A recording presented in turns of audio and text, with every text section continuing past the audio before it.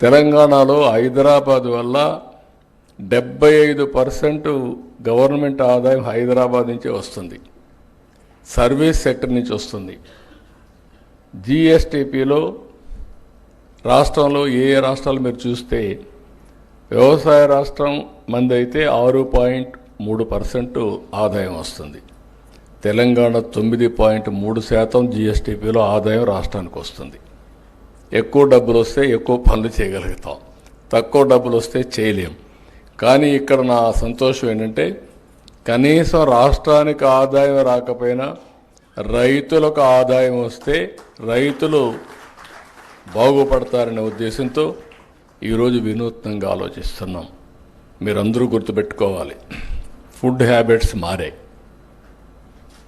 ఒకప్పుడు అందరూ రైస్ తినేవాళ్ళు, కొన్ని ప్రాంతాల్లో రాగి తినేవాళ్ళు, కొన్ని ప్రాంతాల్లో జొన్నలు తినేవాళ్ళు.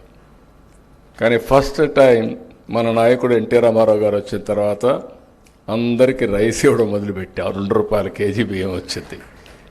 కరువు ప్రాంతాల్లో అప్పుడప్పుడే రైస్ తినడం ప్రారంభించారు.